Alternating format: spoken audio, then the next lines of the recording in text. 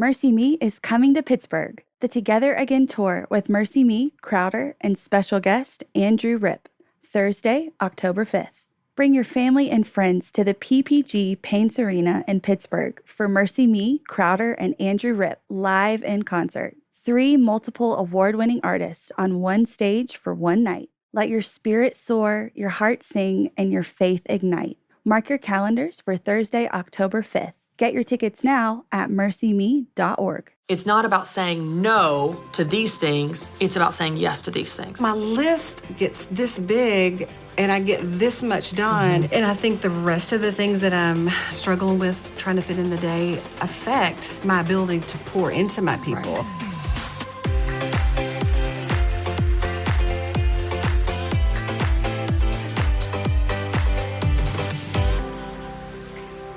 Hey y'all, and welcome to the Christy Wright Show. Today we are talking about how to set goals.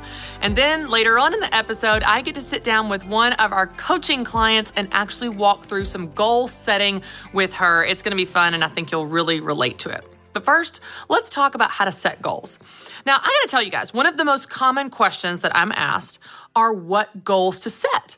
Like, I wanna set goals. I understand that goal setting is important, but I don't know what goals to set. Well, I had an interesting experience about 1.5 years ago when I was on a coaching call with some of my Academy members. It was a small group at the time, and we were working through specific goals. Well, there was one member, and she just kept struggling with this goal of this online class that she had. She'd been taking these online classes, and it just felt like such a burden to her. She couldn't seem to finish. It was always getting in the way of other things she wanted to do, and she just felt so much guilt for not keeping up with this goal that she set to finish this online curriculum. Well, after asking some questions and doing some digging and kind of, questioning even why she was doing this class, she had an amazing aha moment. She realized that goal was the wrong goal. She was like, this goal is not even taking me to where I want to be. When I set this goal 1.5 years ago, my entire life was different. My priorities were different. And so I keep holding my feet to the fire to finish this class and complete this curriculum. And I don't even want to do it. It's not even taking me in the direction that I want to go. Y'all, we do that all the time. We get ideas in our head. And so we set a goal about it. Hey, maybe I should run a marathon. We set a goal. Maybe I should cook more. We set a goal. Maybe I should read 30 books in a year. So we set a goal. We just get ideas about goals from so many different places. But here's the problem. They might be a good goal. They might be a goal that is great for someone else, but it doesn't mean it's the right goal for you. So I want to walk you through the types of goals you need to set. I want to walk you through what goals you need in your life. Because if we're not careful, we will do exactly that. We will get ideas from all over the place. We will look at social media for what other people are doing. We will read articles about what we should be doing. We will look to our friends and coworkers and everyone else. And that's where we will get direction for where to set goals. That's not where you get direction for what goals you need. Do you know where you get direction for what goals you need in your life? It's by answering one simple question. Now, it's a simple question, but it's not an easy question to answer. Are you ready for it? Here's the question. What do you want? What do you want? Now, I know you're thinking, oh, that's so simple. It's such a simple question. Sure, it is, but it's very difficult to answer because your answer to that question will determine your goals. Your answer to that question, when you start to visualize where you want to be and what you want your life to look like, that informs the goals that you set to get there. If we're not careful, we're going to chase everyone else's version of success. We're going to work really hard at goals that don't mean anything to us. We're going to wear ourselves out on putting time and effort and energy into things that aren't even right for us. So instead, ask yourself that one question. What do you want? What do you want in 3 months? What do you want in 6 months or a year or 3 years? What do you want for your marriage? What do you want for your family and your kids? What do you want for your fitness and your health? What do you want for your career? What do you want for your business? What do you want for your friendships? What do you want for your finances? What do you want for your faith walk? What do you want for your life? What do you want? Stop and think about that. Don't look to social media. Don't look to friends. Don't look for someone else to tell you. Ask yourself. Take the time to pause and pray and reflect and be silent and journal and actually ask yourself, what do you want? When you start to define that, when you start to visualize the future and say, this is what I want, what's so interesting is the path from where you are to where you want to be becomes so much more clear. The goals become evident. Well, if I want to be there, these are the goals I need to set to get there. If I want to get to this place, these are the actions I need to take to get me from where I am today to where I want to be. See, the hard part is identifying where you want to be. What do you want for your life? When you identify that, all you have to do is back out of that and say, okay, well, what do I need to do today to get there? What must be true today to get me to there tomorrow?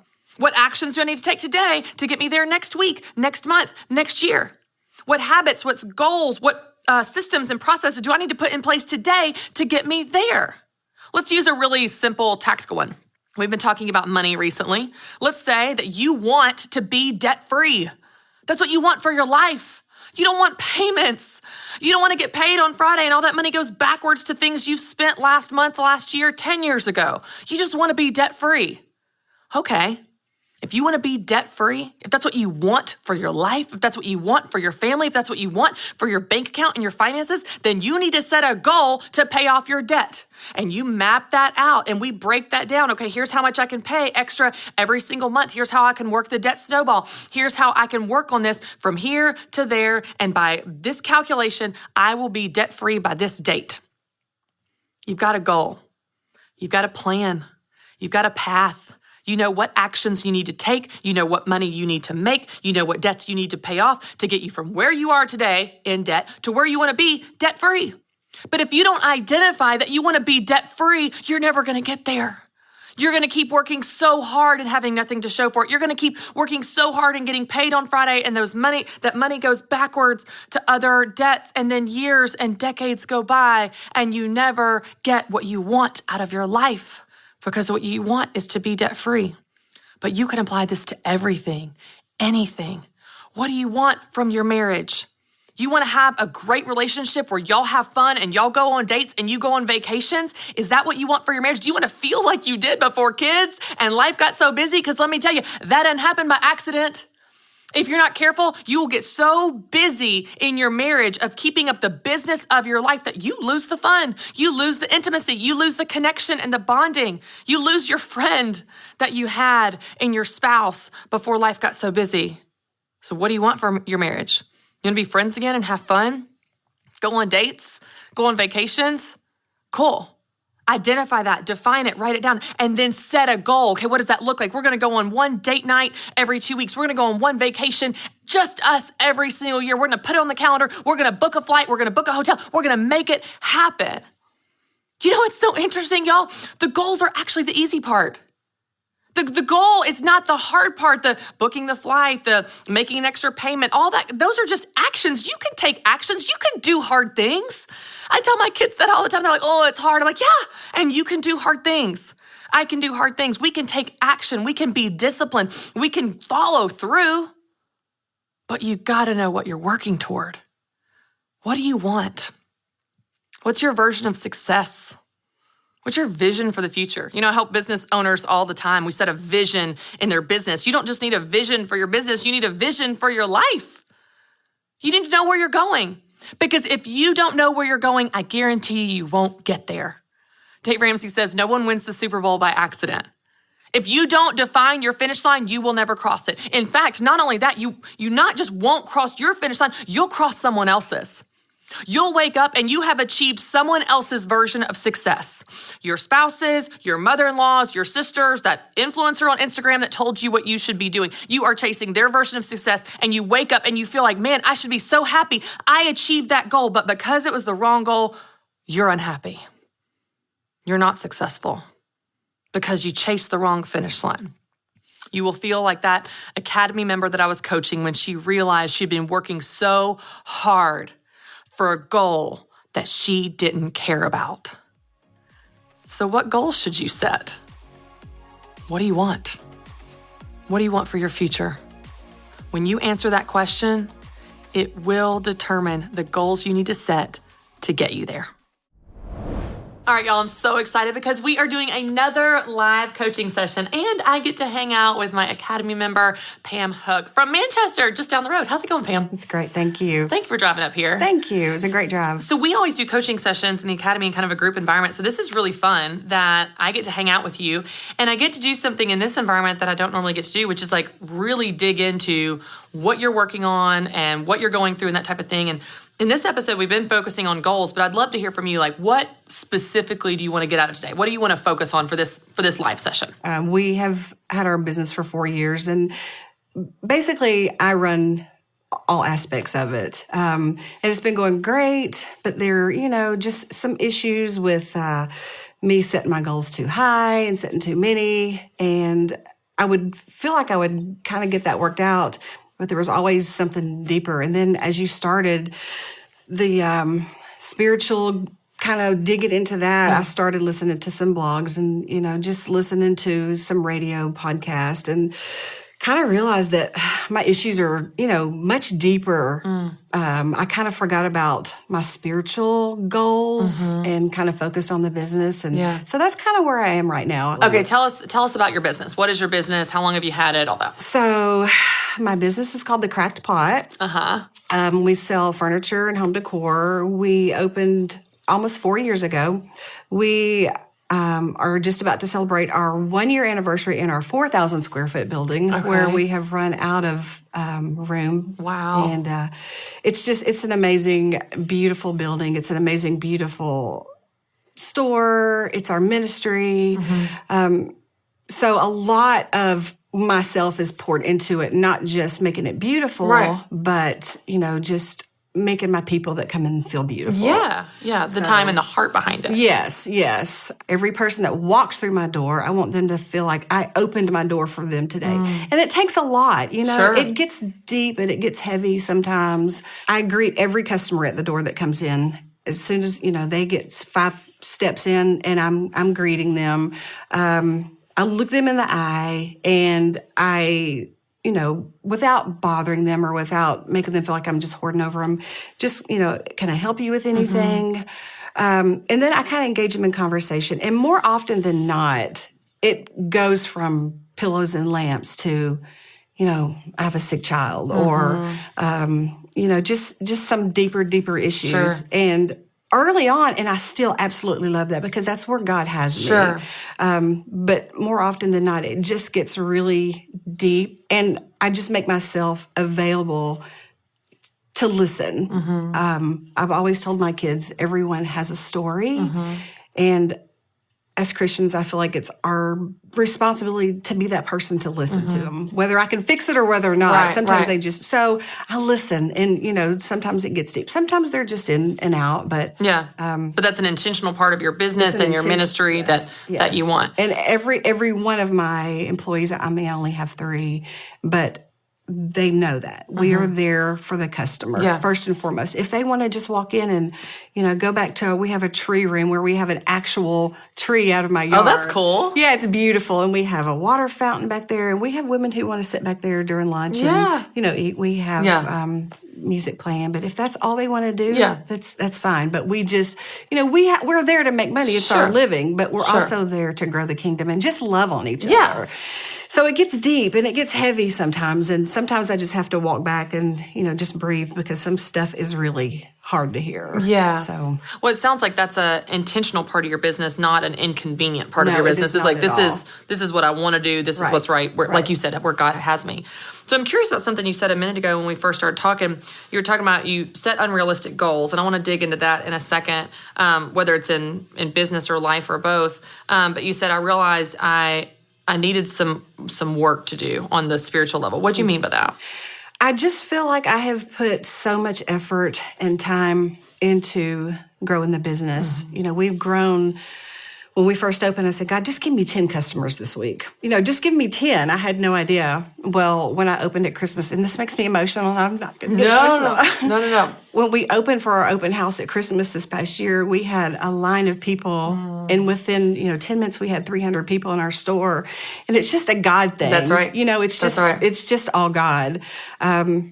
But, 16, 17 hours a day is focused on the store. And when I get home, then I'm shopping for the store. Yeah.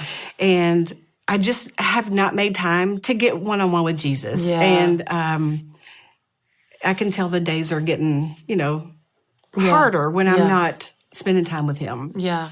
I set goals, okay, I'm going to spend some time with him this morning. And then I get up and I've got an email that I have to send, or I forgot to, deliver something to a customer. So I feel like my spiritual me has kind of been neglected. Probably. Yeah. It sounds a little bit like, and I don't want to put words in your mouth, but it sounds a little bit like just running on empty. You know what I mean? It's like, and I think it's so common as women to do that. I definitely am guilty of that, Pam, where it's like, there's all these things I want to do. I feel called to do. I feel like God's asking me to do, all these needs. When you look at the need around you, it's just unending. And then you pour yourself out, and then you realize at some point, like, I don't have anything to give. I'm showing up halfway because I haven't filled myself up. So I think I just want to affirm that's a really common thing. It sounds like specific to the business that your business has grown like crazy fast. So what goals are you setting, sister, that are unrealistic, that are like you're not achieving? So when you said like you set unrealistic goals, what do you mean by that? Like what's going on with the goal setting where like you're setting them too low or too high? Way too high, and it's personal goals. Okay. And it's things that really don't matter. Like my crew at the store, like my floral designer, he's worked with Faith Hill, and he works with all the stars, and he's worked at some really nice high-end stores. And he said, people don't move stuff around the way you do. People don't, try to get perfection. But I do. If there's been a display there that's been there for 2 days or 3 days, it's got to be moved because it's been shopped. And so I'll get up and I'll be like, okay, I have to move this display. I have to call these vendors. I have to shop for, an event. And so my list gets this big and I get this much done. You know what's interesting that you just said, though? Like when you went through your list, you said, I have to move this display. I have to call this vendor. But you don't. I mean, you don't have to, right? I mean, you don't really have to. Like, you don't have to move the display. You don't have to call the vendor. Like, you could. Right. Isn't it interesting how we do that? Like, absolutely. Like, we have ideas, and then they turn into burdens that we hold ourselves to. Right. So I'm curious, like, of your to-do list right now, or on any given day, how much of it would you say you actually have to do? Like, really, like, you need to do it to stay in business, to stay operational? For today's goals, or sure. Just pick a day, on just either in general or specific to today. Nothing's going to shut me down if I don't get it done today. Yeah. So what do you think is driving your need or pressure to do all that? You know what I mean? Like all those things that I have to. What's driving that? Probably. Our whole life over the last 4 years has changed. My husband was our sole provider, and then soon after we opened our doors, he lost his job. And I see now that was totally a God thing. My store was just going to be a hobby. I was going to be open Thursday, Friday, Saturday. My husband was going to bring home the money, and I was just going to, be an empty nester. God laughed at that and said, this is going to be it for, for however long. And, we stopped it or not stopped it, but in our heads we were like, God, is this what we're supposed to do? And we felt like he was saying, either you trust me with all of it or you trust me with none of it. So I feel like the success of the store is what our family depends on. We have some family members that live with us. And so a lot of people depend on the success of the store. And I feel like it's all right here, I have to make it work. Yeah. I have to. That's my responsibility. My husband has done it. Yeah. I'm sorry. No. My husband's done it for 34 years. Yeah. And now you feel that pressure. Yeah. So it's just pressure to make it right, make it work. I would love to hear from you because I hear that in your voice. I would love to, it feels like kind of almost like what you just said. You trust me with all of it or you trust me with none of it. It feels like I hear a little bit of that, like all or nothing language of like, if I don't do everything, it's not going to work. Right. You know what I mean? And this is a big scale. Right. From like, the doors are going to shut down. It's not going to work. We're not going to have an income for the people that live with us right. and my husband. all the way to it's perfect and every display is rotated every 3 days and. Right. Like there's a range in here. I would love to hear from you. Let's just challenge that thinking for a second of it's all or nothing, it's perfect or it's shut down. Could you find a middle ground where the business is open, the business is excellent, and you get to rest? And you can shut it down mentally. You can shut it down in your calendar. You can shut it down on your phone. You can close out your to-do list and go, I had 15 things on my to-do list today. I did 12 of them. I'm so proud of those 12. Instead of, I didn't do the 3. Let's just explore that. Let's just dream for a second. Let's just dream for a second, Pam. What could a middle ground look like for you where you give it excellence when you're there and you shut it down when you're not? What would that look like? It would definitely, I would have to do a lot better with time management. And going back to my customers, which I absolutely love them. I mean, they're what keep our doors open, you know. But I devote so much time with them. And early on, I feel like I could do that without any pressure at all. I just need to manage my time better while I'm at the store. I need to be able to say, you know what, I can't spend 3 hours with you helping you redo this. Right. Although I'd love to. Sure. I think I just need to just manage my time better while I'm there. I heard another one of your interviews, and I think it was it Michael Hyatt, I think? And he said, just shut it off. You know, just shut it off at 5 o'clock. Or, and he spoke a lot of yummy stuff in there that I could really try to relate to and have tried to do that. I don't know. I don't know how to do it, honestly. You know what's so interesting, though? I think that a lot of women have this. I definitely do, Pam, so I'm speaking from experience here. But I think a lot of us have this hero complex, like this Mother Teresa complex, like we have to be the one to save people. But I think what's so beautiful about what you've provided in your store is you've provided not only a wonderful shopping experience, but you've provided a place like this tree and the water and some time to be alone. I wonder if you built that out even more intentionally. We have praise music playing. We have a prayer box. God has even laid on my heart on the other side to have just a space for women to come in and just rest and, read and get loved on. So we have all of those things, but my husband, who is so precious and he's such an encourager, he tells me they come for you. You are our store. You are what they come back for. And I don't want to think that, because I'm nothing, but I do love to love on people. And I don't want it to sound like it's a burden because it isn't. It's just something that I have to work through. But he's always saying, you are why they come back. You are the cracked pot. So there's that pressure too. And honestly, they do come in. For sure they do. Yeah, for not sure they for do. me, but they'll ask for me. And yes. Well, God's using you in that way. That's nothing to be embarrassed about. That's nothing to be ashamed of. To say they come for me, that doesn't mean I'm so awesome. That means you said God has called you, asked you, placed you. So it's just really a testimony to what he's asking, how he's using you, and it's all about him. I have a team member who, if I could give one of the jobs to someone, I would be the one to love on the people. Sure. And then I would I would have somebody else to run it. And I've got someone in place that we're growing and kind of showing her the ways. And she's so good. And she's good at loving on people too. But I like that part of it. For sure. Yeah. No, you want to keep the things that you feel specifically called to do. Yes. Okay, I'm curious. When you talk about goals and you said you set unrealistic goals, is that coming from the pressure to make it work, like you said, to make it excellent, to make it work? Like where are these big goals coming from?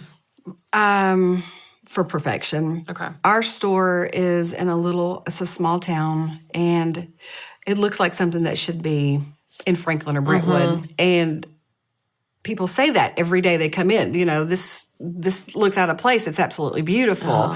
Our displays are absolutely beautiful. And so it's just, I have to keep it beautiful and I have to keep it perfect. That standard. Yeah, I have to keep that standard. And I know it's all up here because no one sees my to-do list and they don't see what I haven't done. Right. And I know and those no one's work. holding you to it but you. Right, exactly, yes. Right. Okay, so I'm curious, back to this whole, this extreme we've got here of the doors are shut down and everything is perfect, this dream world that we're going to just entertain for just a second.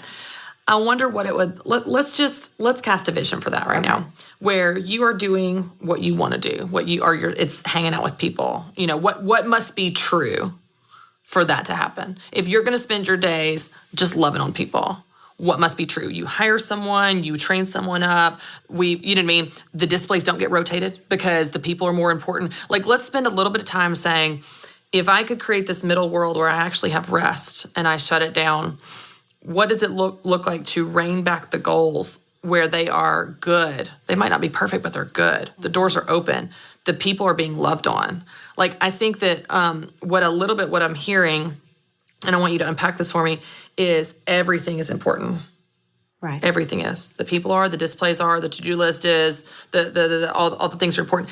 What is most important? Like, if you just had to say, like, if I do nothing else, if I don't dust the picture frames, if I don't remember to have the lamps all turned on at the right vault lighting level to create the right ambiance, this is what give me your top 3 of like how you spend your days, how you spend your time, how you put your energy into. What are the top 3 most important things? If I can do nothing else, I got to do these 3. Well, I have to make sure that I have things in there for people to come in there for, because that is inventory. The inventory, because that's what pays our bills. So, and that takes a lot of time. It's hours on hours, because everything that's in there, I have shopped for it, handpicked it. And then loving on, making my customers feel like they are where they're supposed to be. I'm so afraid of losing that. And I know I keep going back to that, but I honestly feel like that's the whole plan that God had for us. I don't feel like it's just tables and lamps. I feel like we're Jesus to people. Right. So that honestly is my top goal. If they could come in and I could give away everything, or if I didn't have to sell anything, that would be number one. But realistically, we have to feed the grandbabies, So inventory and hanging out with people. Actually, just keeping the store running, just keeping operational. Operational. Keeping my team members motivated and make them feel appreciated. All the other stuff I know is trivial. I know it is. But it's an important part of making the whole thing run. Yeah, making the whole thing run. Yeah. I'd be curious what it would look like to set goals for you, to set goals that reflect what you just said. That the goals are around the people and the inventory.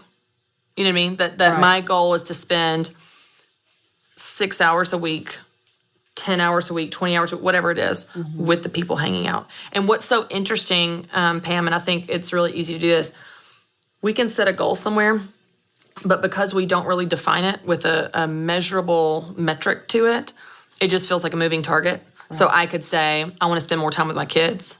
And I could spend a lot of time with my kids. And then at the end of the week, I'm like, I don't feel like I spend any time with my kids. Right. But if I say, I want to spend at least 6 hours a week with my kids, quality time, and at the end of the week, I actually spent 10. Right. If I don't define that and measure it, you may actually be spending a ton of time with your customers that you could be proud of. Right. But if you measure it, if you set goals around and say, okay, I want to spend time with my customers. Okay, well, what's a goal that we can measure that? I want to spend 20% of my week. I want to spend 50% of my week, where you define that. Then at the end of the week, you can look back and say, I either hit it or I didn't. I love that. You know what I mean? I because then I think what's so tempting is in anything we can focus on what we did do or what we didn't do. Right. What we got to or what we didn't get to. So you could say, well, there was that one customer that came in right at closing and I was distracted. I didn't get to hang out with her. Or you say, there was 15 hours of people where I showed Jesus to them. I loved them. I hung out with them. Because what I hear from you, Pam, is that the people are the most important. So if that's what you want, then your store can and should reflect that. Right. What that means then is that you have permission for the displays not to get rotated. Right. You have permission for someone else to maybe even do the shopping. You have permission for someone else to water the plants and fix the lamps and do all the stuff that's not most important to you, because I would never want someone to set goals toward a result that they don't want, where you're like, oh, well, I'm just going to do all the management stuff and someone hire that out. Like you said, you want this to be your store, your ministry, it's your life. It's how you spend your time. Right. But I think what's so important is as you realize, for you to do that, for you to show up for these people, for you to love your life, for you to enjoy your work and your business, some things have to fall below the line. Right. Some things have to be delegated. Some things have to be given to someone else so that you can spend time with the Lord. Yeah, the very difficult delegate and control. I think a lot of it, and I have never thought of myself as being a control freak. But I think maybe I am. You know what's interesting? When it's your small business, it's your baby. And I struggle with that as well. Even with stuff that I do with like the Christy Wright show or my blog or, Business Boutique, I can do anything, but I can't do everything. Right. Same is true for you. You can do anything, you can't do everything. I've picked my most important things. Like the writing is one of my most important things, whether I'm writing a script or a blog or social media, because that is my connection to my reader. Right. Like I want to, someone else can do some other stuff. I want to do that. And so for you, it's the people. And I totally hear that. I just think that as you start to look at setting your goals, if you set some goals, Pam, and you look at those goals, and those goals are about management and team members and metrics and all these other things, it's not that they're bad. They just might not be yours. Right. They might be for someone else. They might be for someone you delegate or something you outsource or there's a different solution to get to that result versus you personally doing it. Because every time you say yes to all these goals over here, those goals don't get you to where you want to be, which is hanging out with the people. You know what I mean? Yeah, I do. And if that's the most important thing to you, I think you can find a way to do that. I think you can shape your time versus feeling like, well, the most important, see, what I'm hearing is the people are the most important thing, but my to-do list reflects something else. So what I'm going to do is I'm going to hold my feet to the fire on this to-do list, but actually spend my time with the people. Then I feel guilty I didn't do the to-do list, but actually what I want to do is hang out with the people. So let's just choose the people. Right. Let's have a to-do list that says people. Check. Right? Like it's like the to-do list and the goals and the calendar are going to reflect what you actually want, which is hang out with the people. Right. Now, those other things need to get done. I hear you. They need to get done. Right. But we're just going to find a different solution for that possibly. Yeah. I think that you have permission to delegate, outsource, whatever. And it might be some stretching for you to say, it's not how I would do it, but it's good. Yeah, it's not how I would do it, but it works. Right. It's not how I would do it, but the lights are on. It's not how I would do it, but I got to hang out with this lady and talk to her about Jesus. Right. So I'm okay that pillow is turned this way, not that way. Yeah. That matters. I feel that in you. I will give you one tip that I've learned from Dave Ramsey when it comes to delegating, because I think people struggle with delegating because they start to ask themselves, am I a control freak micromanager, or is this person just not doing a good job? He gives 2 parameters, and they're great things that I've taught through Business Boutique. The person needs to have the integrity and the competency to be delegated to. So they need to have the competency. They need to be able to do the job like you would do it. Right. Maybe not as perfect as you would do it, maybe a different style, but they need to not buy terrible inventory. They need to not design it in a way that's just poor quality. Right. A lack of excellence where it hurts your brand. So they need to have the competency. They also need to have the integrity. So that's the honesty. That's how they do it. I'm going to do it with integrity. I'm going to come on time and stay late. I can trust them with the keys. Right. I can trust them with the customer because they're not going to do the wrong thing. They're not going to advise them in the wrong way or blow them off or do something. If you have team members that have integrity and competency, you can train them and guide them and work with them, but you can let it go to them because you know that they're going to be able to do the job, and they're going to do the job with the integrity and honesty that you would want them to. And that frees you up to focus on what matters most to you. And that's really, I think, so much of what it is. Whether you're talking about goals or time management or life balance, it's not about saying no to these things. It's about saying yes to these things. I'm going to say no to all these to-do list items. I'm going to say no to all these distractions. I'm going to say no to all these things that are weighing me down so that I can say yes to these people, so that I can be present. Because that's what I hear from you. Yeah. That's what I hear from you. That is the most important thing. It is. It absolutely is. It absolutely is.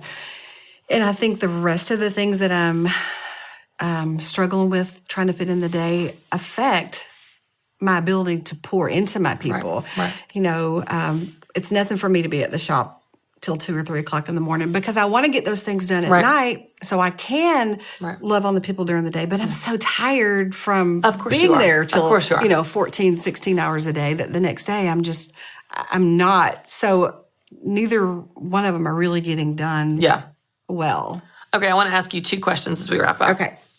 What time are you going to stop each day? That's the first one. I want you to think about it. Okay. What time are you going to stop? We're going to pick a time. And what are you willing to let go of? What are you willing to let fall below the line, drop off the to-do list, get delegated, get outsourced, get automated, so that you can do what you're telling me is the most important thing, which is spend time with these people? And you want those answers now? I sure do. Okay. I think, You can keep working on it, but let's get a starting point. Let's get a starting point before you walk out. So I think 7 o'clock would be a great place to stop. I close at 5. That gives me 2 hours to wrap up the day, get the day ready for the next one. And you still have some time at home with your husband and have some time to rest and poor have dinner. husband. And Yeah, I've not been present there. And I am willing to let go of perfection in the store. Okay. That's going to be the hard one. It's going to be hard. But my team members have said it. They've begged me. My husband said, PJ, it's good. Right. And so I just need to let that rest. Tell me again why they come. They don't come because it's perfect. They don't come because the pillows are rotated, the displays are perfect, the lighting is just right. They come for you. And I think if you take care of yourself and you shut it down at 7 and you get some rest and you love on your husband and you love on Jesus, you're going to be that much more there for them during those hours when they're there. I agree. And that's why they come. Yeah. This is good, Because we Pam. love them. This is good. I love your heart. I love what you're doing. It's really beautiful how much you love your customers, and that shows. And that's why your business is successful. Yes, the Lord has blessed you. Yes, you've been faithful with the management of it, but it's because you love on your people. And that's why they come back. Thanks for what you do. Thanks for being here. Thank you. You're such an encourager. This has been so fun. Sorry I've been a crybaby. No, oh my God. I cry all the time. I cry like it must be like when someone else is crying, I kind of stay strong. Right, and then like when right. someone else is strong, I'm like, ah! Anyway, Pam, thank you so much for being here. Now listen, before you go, I have a surprise for you. Oh. So we have the brand new Christy Wright Goal Planner. Like this is literally the very first one.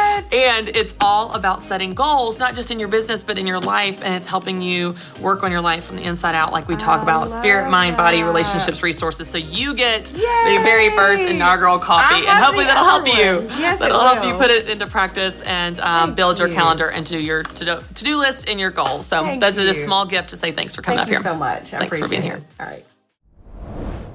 All right, y'all, I want to share with you one of my favorite verses in the Bible. This verse is at the bottom of every single one of my personal emails that I send out, and it's one that I've really clung to for a really long time. You probably have heard it before. It's short, and it's in the Psalms.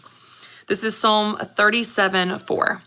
It says, "Delight yourself in the Lord, and he will give you the desires of your heart." I love this verse because obviously we know that God is not a magic 8-ball. He's not a genie in a bottle where you just ask him and you immediately get exactly what you want, how you want it, when you want it. We know that. That's not the life that God has called us to. But what's interesting is when we feel lost or stuck and we feel like, I don't know what I want. I don't know what I should dream for the future. God, I don't know what my goals should be. I don't even know what my vision is. What's so beautiful about this verse is it reminds us that as we seek him, as we get to know him, as we lean into him, he will actually show us what those are. Delight yourself in the Lord, and he will give you the desires of your heart. As you delight in him, he will actually show you what they are. He'll bring them to light. He'll put them in front of you. He will open your eyes to things you didn't even know you wanted, to goals you didn't even consider, to dreams that never crossed your mind before. He will do that because he loves you and he has good plans for you. So I don't know where you are in life right now. I don't know what season you're going through. I don't know if you're feeling stuck or you're feeling fulfilled. You might want to set goals, but not sure what you want out of life. Not sure what's next for you. Many of us don't. But what's so great is I really believe, and scripture tells us that as you seek him, as you delight in him, he will give you the desires of your heart. He will show you what the desires of your heart are. Again and again in scripture, a blind man comes to Jesus and he says, Lord, heal me, Lord, help me. And Jesus would say, what do you want? What do you want me to do for you? And he would say, I want my sight. I want to be healed. Fill in the blank, whatever the thing is. There's something so powerful about when we bring our desires to God. When we walk to him and we have this posture of open hands and say, God, I want this thing. Can you give it to me? I want this thing. I want to trust you with it. I want this thing. God, if it's not from you, take this out of my hand and put in my hands what you do want for me. God, I don't know what I want. Will you show me what I should want? I don't know what my plans are. Would you show me what your plans are for me? We can trust him with our desires. We can trust him with our plans. We can trust him with our future because he is good and he is for us and he has good plans for us. As we look to God and we seek him and we stay connected to him, he shows us more and more and more of who we are, who he called us to be, the life that he created us to live, the plans that he has for us. It's not on your shoulders to have it all figured out. Good news, right? It's not on your shoulders to have the perfect vision for your future, the perfect plans for your future, the perfect goals for your future. You and I are going to miss the mark every now and then.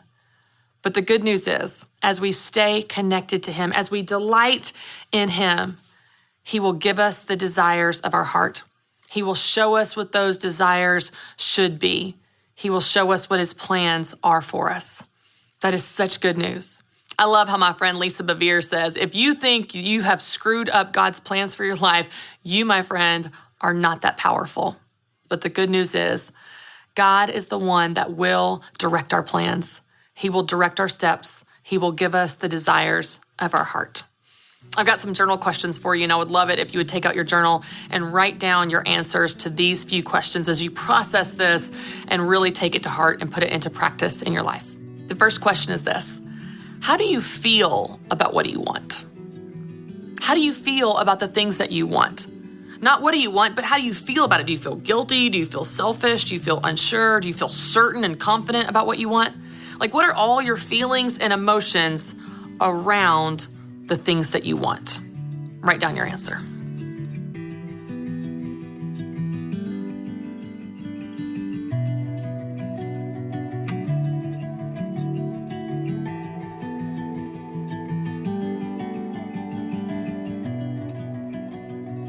All right, your second question is similar. Is it hard or easy to answer the question, what do you want?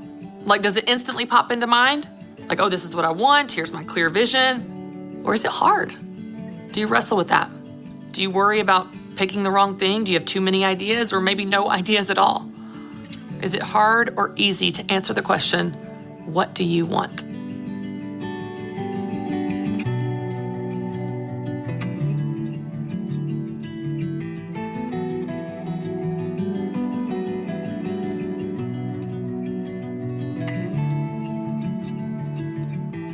All right, your next question is this: how does it feel to consider that God cares about what you want?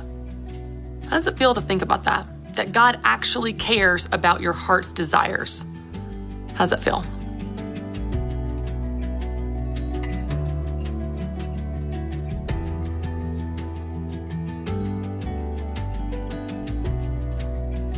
And lastly, and this is a big one, what do you want? Write down the things that come to mind. Write down the dreams that swell up in your heart. Write down the ideas in your head, even if they feel silly or selfish, even if you're not sure if they're from you or from God, just write them down. What are the things that you want? I pray that God would speak to you during this time as you write those down. He would give you ideas you didn't even know you had. Trust him with that and write down what comes to mind. What do you want?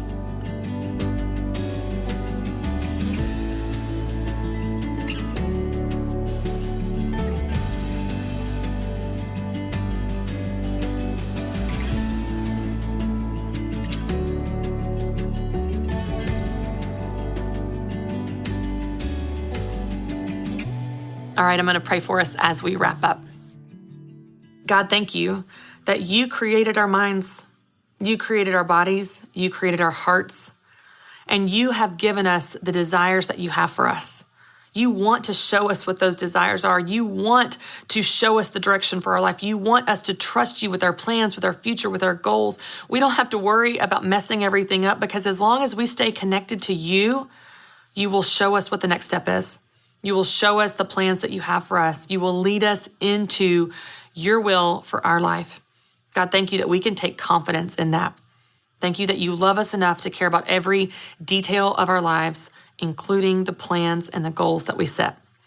God, I pray for everyone watching right now. I pray specifically that you would reveal yourself to them, that you would show them what you have for them, that they would write down words of faith on their journal, on their notepad. That would be words from you. Dreams that may feel silly or selfish or vulnerable or risky, but they would write it down anyway and trust you with those words. And then, God, my prayer for every single person is that you would fulfill those dreams and those plans for them, that you would truly give them the desires of their heart. We love you, Lord. Amen. Thank you all so much for watching, and you can join us next week for the next episode of The Christy Wright Show. And for more encouragement on finding confidence in yourself and the God that created you, you can visit ChristyWright.com. Mercy Me is coming to Pittsburgh, the Together Again tour with Mercy Me, Crowder, and special guest Andrew Rip, Thursday, October 5th. Bring your family and friends to the PPG Paints Arena in Pittsburgh for Mercy Me, Crowder, and Andrew Rip live in concert. 3 multiple award-winning artists on one stage for one night. Let your spirit soar, your heart sing, and your faith ignite. Mark your calendars for Thursday, October 5th. Get your tickets now at mercyme.org.